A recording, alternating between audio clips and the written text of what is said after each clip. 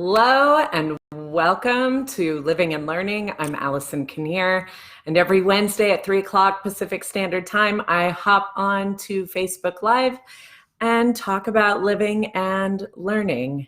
Now, for the month of January, I had full intentions of speaking about intentions.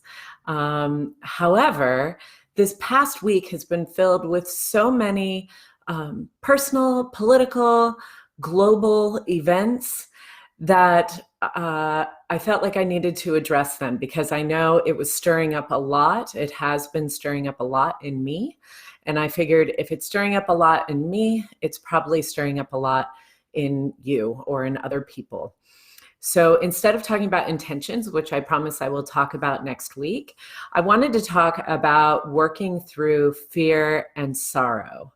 There's a lot of things happening both in our daily life, right? There are things that trigger fear, that trigger sorrow when it comes to parenting, when it comes to living, when it comes to work. There are so many things that can happen. And I'll tell you, this week, there were the fires in Australia, there's the earthquake in Puerto Rico, there's all the political stuff happening in this country and abroad, all the geopolitical war stuff that appears to be brewing. And that's happening on a global level. On a personal level, I had a dear friend let us know that she was diagnosed with cancer. I have another friend whose dad just passed away. So there just seems to be a lot of lifey stuff happening. And then there's also this overlay of global events that are also taking place. So I just wanted to hop on and talk a little bit about some of the tools that I have been using this past week, because I know for me, when it comes to fear and sorrow, I might use one or two tools, but this past week I've had to break out like my entire toolbox to help myself find my way and work through the fear and sorrow that I have experienced. So let's talk about that for a moment. And welcome, Emma Jane. Emma, hi. Welcome, Shara. So the first thing that is important when it comes to working through fear and sorrow is to recognize when we're in it. And chances are, if you're watching this, if this was a video that piqued your interest, then you have some awareness or recognition that fear or sadness is present for you. And that is a huge step. So often we may find ourselves maybe getting snappy at other people, maybe distracting ourselves when we're at work or when we're at home. We might find ourselves kind of like everybody is really annoying all of a sudden. And we might not realize that part of that distraction, part of that annoyance is a reflection that we may be avoiding feeling into our fear and feeling into the sadness. So one of the key things is to recognize when we're in it. When we recognize we're in it, one of the most simple things that we can do at that point is to name it. And what I know I do is I will just name it on repeat. It's like fear, fear, fear, fear, fear, fear. And just try to feel into the fear. Now, why do we want to do this? Because feeling into fear is really unpleasant. It is not, it's not something like, yay, I'm going to go feel into my fear. It's really unpleasant. However, if we distract ourselves, if we deny ourselves from feeling into our fear, from feeling into our sadness, then it does a couple of things. It makes that agitation and it makes the distraction maybe last longer, which means we're not fully showing up. It also can cause secondary problems because if we're snapping at people, then we might be solving those issues instead of solving what's underneath it. It also can get trapped in us, get stuck in us. If you speak to any massage therapist, they will tell you sometimes they will hit a point on somebody's body and suddenly their client is crying. It's like we can store these emotions in our bodies. And so it's better to feel them so we can heal them. So recognizing when you're in fear and sadness, and then to name it. Name that fear, name that sadness, and feel into it. You know, Brene Brown talks about embrace the suck. Because what happens is when we're feeling into our fear, when we're feeling into our sadness, what we're actually doing is getting into our vulnerability. And it's an uncomfortable place by nature. So just because it's uncomfortable doesn't mean it's not good for you. It just means to be with the suckiness of it, because some of these problems are not going to go away on their own. They're complex. They may last a long time. The repercussions from it may last a long time. So the more, it's not something that we can just white knuckle and grin and bear our way through, but rather we can kind of clear out the fear and the sorrow that might arise on a regular basis by allowing ourselves to feel into it deeply, by saying fear, fear, fear, grief, grief, grief, oh, anger, anger, anger, to feel into it. And Emma, yes, you are completely in it. Emma's tuning in from Australia. You are in it.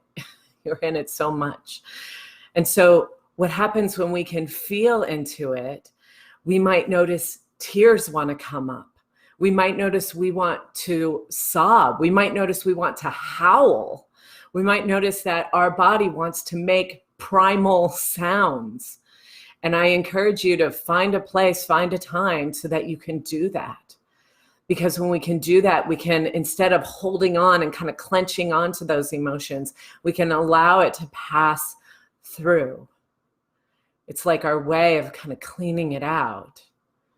So we name it, or we recognize when we're in it, we name it, we feel it. And then something that part of my practice also involves spirituality. I grew up in a family that was pretty allergic to organized religion. However, spirituality to me is energy, it's nature, it's that thing, that force that connects us all. And in coaching at Seattle Life Coach Training, we talk about relying on human help and relying on spiritual help. So my prayer that I have been asking in this time is, I cannot carry this grief and this fear alone. I call in God, I call in universe, I call in spirit, I call in the divine, I call in energy, the force, whatever it is, and I ask that you help me carry this load. Help me carry my fear. Help me carry my sorrow. Help me carry my anger. Because we can't always do it alone. There's human help and there's spiritual help. And we are, it's important that we rely upon both. That we allow the human help to come through, and that we ask for the spiritual help to come through as well. So that is so we've talked about recognizing when we're in fear and sorrow, naming when we're in fear and sorrow, using the words, feeling into fear and sorrow, and then asking for human help, asking for spiritual help to share that load. And the fifth thing that I would recommend is then tapping into gratitude. Gratitude practice is, I know I hear it a lot. It's like, oh, gratitude practice is so important, but gratitude practice is so important, particularly when we are in fear. One of the antidotes to fear is gratitude. When we can look at the small things, the big things, and practice saying, thank you, thank you, thank you, and allowing whatever tears or whatever needs to come up in those gratitudes, in those thank yous, is powerful and potent medicine for us, for healing that. So one of the things that I've been saying gratitude for is, I am grateful for my family's current health and safety, because not everybody is afforded health and safety. So I am grateful for the current health and safety. I'm grateful for my home. I'm grateful for the warm bed that I get to sleep in every night. And you just go through whatever it may be. I'm grateful for this hot cup of tea. I'm grateful for this video. I'm grateful for the friend that called me. I'm grateful for whatever it is. I'm grateful for my children. To practice that gratitude, to help kind of remind ourselves that even in the worst of things, even when things seem so dark and so hopeless and so lost, there still are things to be grateful for. And that's not to distract from it. It's not to to magically make everything go away, but rather gratitude puts us in balance. because our brains are hardwired to remember the terrible things. It's like Velcro for terrible things. So that's how our brains are automatically, you talk to neuroscientists, that's what they talk about. And the good stuff is like Teflon. It's like a nonstick pan. They just slide right off. And so when we practice gratitude, what we're actually doing is making sure that our perception of the world is in balance with what actually is. Because our perception of the world can very easily be skewed to remember all the terrible things and to kind of lose yourself to the actual gifts that are there. You know, the other day I was grateful for my dog because she doesn't know about any of the stuff happening in the world. She's just like, play ball. And so we can remind ourselves that while all these difficult things are happening, what's also happening are these gifts, so that our perception is more in alignment with what is.